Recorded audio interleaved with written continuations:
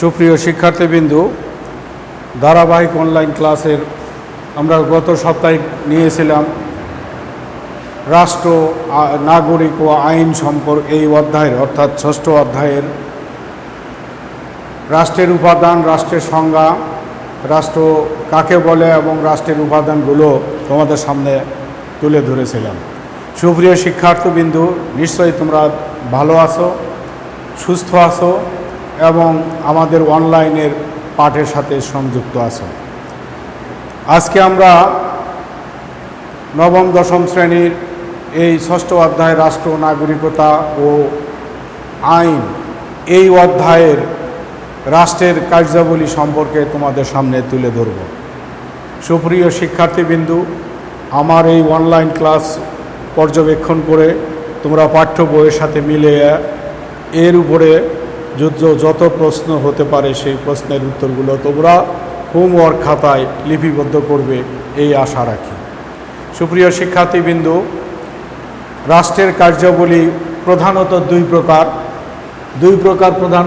প্রকার। একটি হলো অপরিহার্য বা মুখ্য কার্যাবলী, অন্যটা হলো কল্যাণমূলক বা ঐচ্ছিক কার্যাবলী। সুপ্রিয় শিক্ষার্থীবৃন্দু, বর্তমান বিশ্বের সকল রাষ্ট্রকে কল্যাণমূলক রাষ্ট্র বলা হয়।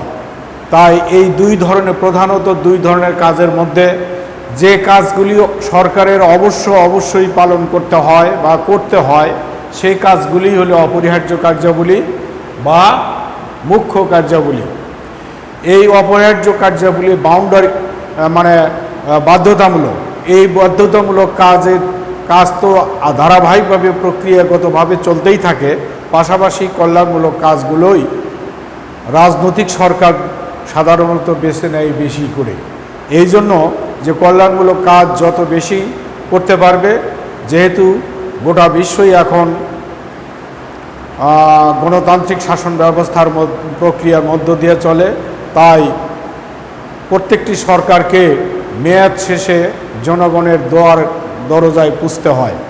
এই জনগণের দরজায় বা জনগণের কাছে যাওয়ার জন্য তারা এই রাষ্ট্রের যে কার্যাবলীগুলো আছে, অপরিহার্য কাজগুলো তো অবশ্যই পালন করে তারা অনেক বেশি কল্যাণমূলক কাজ করার চেষ্টা করে, যাতে তারা জনগণকে বলতে পারে যে আপনাদের জন্য এমন জনকল্যাণমূলক কাজ আমি করেছি, কাজেই আমাকে বা আমার দলকে পরবর্তী সময়ে রাষ্ট্র পরিচালনার সুযোগ দেওয়ার জন্য আহ্বান জানাচ্ছে। অর্থাৎ এই কথাগুলো বলার জন্যই তারা কল্যাণমূলক কাজগুলোকেই বেশি করে থাকে। এই জন্য বর্তমান গণতান্ত্রিক বিশ্বের সরকারগুলোকে বা রাষ্ট্রগুলোকে কল্যাণমূলক রাষ্ট্র বলা হয়। এবার আসি আমরা রাষ্ট্র অপরিহার্য কাজ বা মুখ্য কাজ কোনগুলো। প্রথমত, অপরিহার্য বা মুখ্য কার্যাবলীগুলো নিম্নরূপ। এক, রাষ্ট্রের আইন শৃঙ্খলা রক্ষা করা। প্রথম কাজ, ফার্স্ট ওয়ার্ক, যে তাদের রাষ্ট্রের আইন শৃঙ্খলা রক্ষা করা এবং আইন শৃঙ্খলা মানুষের জনজীবনে শান্তি স্থাপন করা। দ্বিতীয় কাজটি হল প্রজাতন্ত্রের কর্মকর্তা কর্মচারী নিয়োগ করা, অর্থাৎ একেবারে পিয়ন থেকে শুরু করে সচিব পর্যন্ত রাষ্ট্রের যত কর্মকর্তা আছে তাদের নিয়োগ করা, তাদের পদায়ন করা, তাদের কর্মপরিধি ভাগ করে দেওয়া, রাষ্ট্রকে সুচারুরূপে পরিচালনার জন্য এই কাজটি অপরিহার্য কাজ বলে বিবেচিত হয়ে থাকে। তৃতীয় কাজটি হল শান্তি শৃঙ্খলা ভঙ্গকারীকে শাস্তির ব্যবস্থা করা। তৃতীয় যে কাজটি, সেই কাজটি হল যে সমস্ত জনগণ উশৃঙ্খল এবং যারা সাধারণত শান্তি শৃঙ্খলা ভঙ্গ করে, দুষ্ট প্রকৃতির, তাদেরকে আইনের আওতায় নিয়ে এসে শাস্তির ব্যবস্থা করা। এরপরে চার নম্বর কাজটি হলো রাষ্ট্রের সশস্ত্র বাহিনী, সেনা, নৌ, বিমান বাহিনী এদেরকে নিয়োগ করা, এদেরকে সর্বস্তরে কনস্টেবল থেকে একেবারে সেনা প্রধান পর্যন্ত নিয়োগ করা, পদায়ন করা এবং তাদের কর্মপরিধি ভাগ করে দেওয়া। স্বাধীনতা সার্বভৌমত্ব রক্ষা রাষ্ট্রের প্রধান কাজ। অপরিহার্য কাজের অন্যতম একটি অংশ হল স্বাধীনতা ও সার্বভৌমত্ব রক্ষা করা। এই স্বাধীনতা ও সার্বভৌমত্ব রক্ষার জন্য সশস্ত্র বাহিনী অর্থাৎ সেনা, নৌ, বিমান বাহিনীকে নিয়োগ করতে হয় এবং তাদেরকে পরিচালনা করতে হয়। সুপ্রিয় শিক্ষার্থীবৃন্দু, এরপরের যে কাজটি সেটি হলো 5 নম্বর কাজ, বিচার বিভাগের বিচারক ও অন্যান্য কর্মকর্তা কর্মচারী নিয়োগ করা। রাষ্ট্রের সুশাসন তখনই বজায় থাকে যখন রাষ্ট্রের মধ্যে শান্তি শৃঙ্খলা বজায় থাকে, যখন রাষ্ট্রের ভিতরে ন্যায় বিচার প্রতিষ্ঠিত হয়। তোমরা নিশ্চয়ই জানো যে দিল্লির মোগল সম্রাট জাহাঙ্গীর কিন্তু একজন মদপায়ী শাসক ছিলেন, কিন্তু তার আমলে দেশের মানুষ শান্তিপ্রিয়ভাবে জীবনযাপন করতে পেরেছে। শুধুমাত্র একটি কাজ তিনি সঠিকভাবে করতে পেরেছিলেন, সেটি কাজটি হলো সম্রাট জাহাঙ্গীরের ন্যায় বিচার প্রদান করা এবং ন্যায় বিচারের ঘণ্টা স্থাপন করা, যার জন্য সমগ্র মোগল সাম্রাজ্য শান্তি শৃঙ্খলা বিজয় ছিল। ঠিক তেমনি বর্তমান যুগেও রাষ্ট্রের সফলতা, শান্তি শৃঙ্খলা রক্ষা বা রাষ্ট্রে ন্যায় প্রতিষ্ঠার জন্য বিচার বিভাগ এমন একটি জায়গা যে বিচার বিভাগ ছাড়া এই কাজটি কখনোই করা সম্ভব নয়। তাই রাষ্ট্রের অপরিহার্য কাজগুলোর মধ্যে অন্যতম আরেকটি কাজ হলো বিচার বিভাগকে সুচারুরূপে পরিচালনার জন্য বিচারক সহ অন্যান্য কর্মকর্তা কর্মচারীদেরকে নিয়োগ করা এবং তাদের এজলাস বিচার কার্য পরিচালনার জন্য প্রয়োজনীয় আইন প্রণয়নে সহায়তা করা। সুপ্রিয় শিক্ষার্থীবৃন্দু, এরপরে 6 নম্বর আছে জাতীয় নিরাপত্তা ও স্বাধীনতা ও সার্বভৌমত্ব রক্ষা করা। এই যে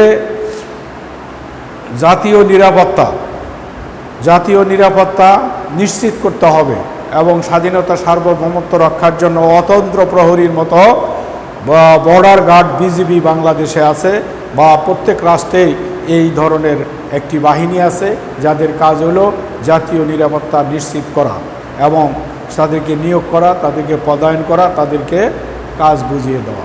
সুপ্রিয় শিক্ষার্থীবৃন্দু, এরপর 7 নম্বরে আছে আন্তর্জাতিক আইন অঙ্গনে রাষ্ট্রের ভাবমূর্তি উজ্জ্বল করার জন্য পররাষ্ট্র নীতি গ্রহণ করা। সুপ্রিয় শিক্ষার্থীবৃন্দু, বর্তমান বিশ্ব গ্লোবাল ভিলেজ বলা হয়। বর্তমান বিশ্বের সমগ্র বিশ্বই কোনো রাষ্ট্রই একা চলতে পারে না। তাই এক রাষ্ট্র অন্য রাষ্ট্রের উপর পরোক্ষভাবে কিংবা প্রত্যক্ষভাবে নির্ভরশীল। কাজেই যদি কোনো রাষ্ট্রের সুস্পষ্ট পররাষ্ট্র নীতি না থাকে, পররাষ্ট্র নীতির জন্য যদি কোনো ব্যবস্থা না থাকে, তাহলে সেই রাষ্ট্রটি বহির্বিশ্ব থেকে বিচ্ছিন্ন হয়ে পড়ে এবং বহির্বিশ্বে তার ভাবমূর্তি থাকে না। তাই রাষ্ট্রকে অপরিহার্যভাবে অত্যন্ত মুখ্যভাবে পররাষ্ট্রের নীতি গ্রহণ করতে হবে এবং পররাষ্ট্রের নীতি গ্রহণ করার মাধ্যমে বিভিন্ন দেশের রাষ্ট্রদূত নিয়োগ করতে হবে, দূতাবাস গড়ে তুলতে হবে। এই কাজটি অপরিহার্য একটি কাজ, অর্থাৎ রাষ্ট্রের ভাবমূর্তি রক্ষার জন্য, বহির্বিশ্বে দেশের পরিচিতি তুলে ধরার জন্য এই কাজটি সরকার বা রাষ্ট্র করে থাকে। সুপ্রিয় শিক্ষার্থীবৃন্দু, 8 নম্বর কাজটি হলো আইন প্রণয়ন করা। দেশের জনগণের সুবিধার জন্য, জনগণের প্রয়োজনের জন্য যুগোপযোগী আইন তৈরি করা, পুরাতন আইনকে সংশোধন করা, সংযোজন করা কিংবা সম্প্রসারণ করা এবং নতুন নতুন আইনের আওতায় নিয়ে অপরাধীকে বিচারের ব্যবস্থা করার সুপারিশ করা বা আইন তৈরি করা রাষ্ট্রের অপরিহার্য কাজগুলোর অংশ। সুপ্রিয় শিক্ষার্থীবৃন্দু, এরপরে 9 নম্বরে আমরা দেখি অর্থ সম্পদের সুষ্ঠু ব্যবহারের জন্য বন্টন নীতি করা।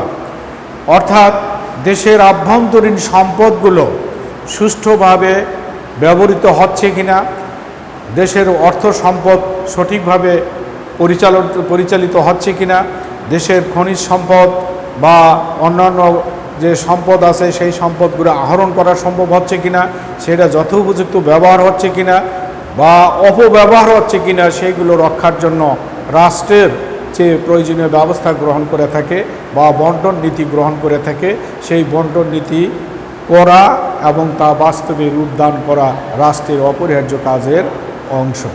সুপ্রিয় শিক্ষার্থীবৃন্দু, এরপরে আমরা 10 নম্বরে যে কাজটির কথা বলবো, রাষ্ট্র তার পরিচালনার জন্য, সমগ্র রাষ্ট্রের কার্যাবলী পরিচালনার জন্য অর্থ ব্যবস্থা অর্থাৎ মুদ্রানীতি ঘোষণা করা, মুদ্রা কাগজি টাকা ছাপানো এবং মুদ্রানীতি গ্রহণ করা, মূল্যস্থিতি ঠিক করা, দ্রব্যমূল্য নির্ধারণ করা, বাজার ব্যবস্থা করা, ব্যাংকিং ব্যবস্থা করা, এইগুলো মুদ্রানীতির দ্বারা পরিচালিত করে সমগ্র রাষ্ট্রের কল্যাণ সাধনের জন্য অর্থ ব্যবস্থা সুপরিচারী রূপে পরিচালনা করা। সুপ্রিয় শিক্ষার্থীবৃন্দু, আমরা আজকে এখানেই শেষ করব। আমরা পরবর্তী ক্লাসে রাষ্ট্রের কল্যাণমূলক কাজ যেগুলো আছে সেই কাজগুলো তোমাদের সামনে তুলে ধরব।